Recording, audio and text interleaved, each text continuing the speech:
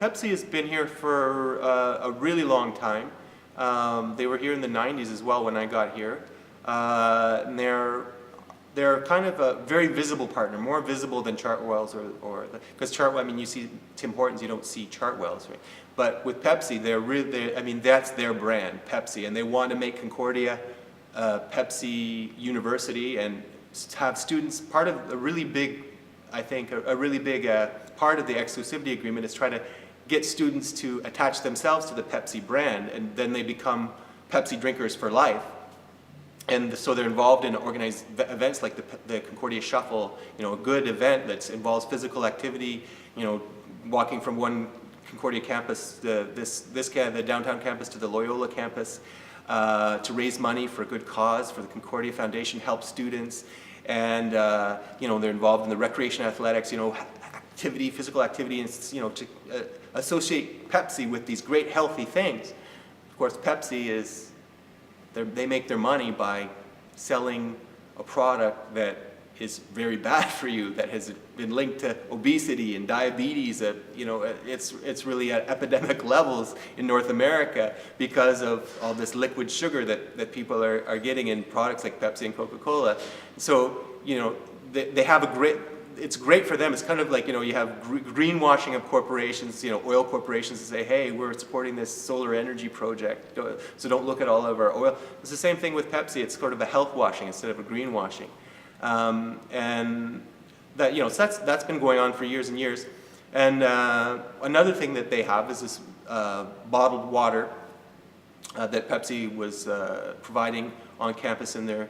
And people would have, you'd pay for water, and they didn't have like good water fountains on campus. And so there was this group, Tap Thirst, that was trying to change that.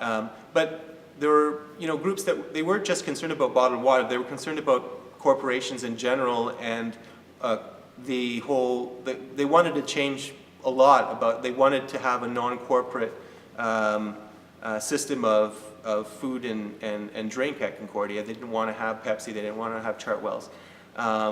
But one of the issues was this bottled water issue, and they wanted to have a ban on bottled water.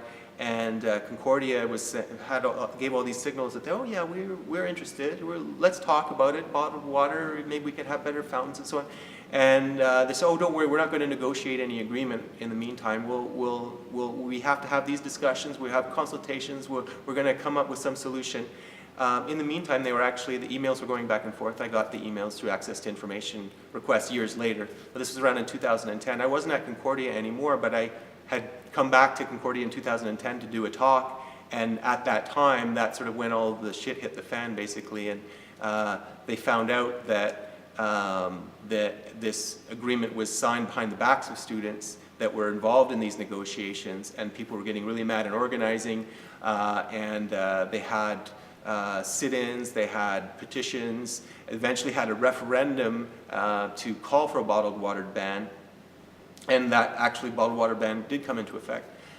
Interestingly, those emails also that the university was having at the time, we were sending back and forth at the time, they were worried, they wanted to convince students that bottled water was not bad because that's a big part of the contract.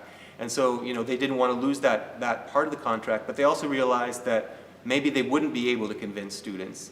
They wanted to have somebody from Nestle's Waters come to talk to students to explain all the great things about bottled water, and how it's okay, it's a bottle, but we recycle the plastic, so it's not really that bad. I don't know what they would say at that meeting, but they were just trying to convince students that bottled water is not a bad thing. But they were worried that maybe that propaganda wouldn't work, and that students would remain committed. That was one of the phrases in the email. Are they still committed? There's this problem of student commitment to free water,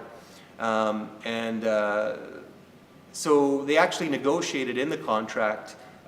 They changed the terms of the contract a bit to have dual responsibility if there's a bottled water ban, because the original contract that they had signed with Pepsi before, if there's any banned product, then the entire cost to Pepsi would be borne by the university.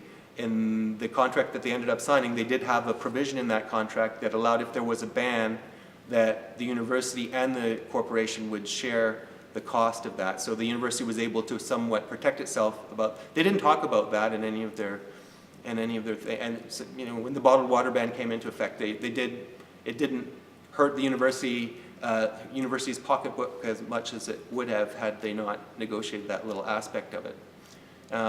So now there is and they said, oh, we work with our corporate partner to change the provisions, and we're working with Pepsi, and now we have these wonderful water fountains, and everything's fine. But there's still this issue of this corporation that essentially it's like a cigarette company, you know, like they're selling something that's addictive and it's bad for you. It's causing health problems all over the place.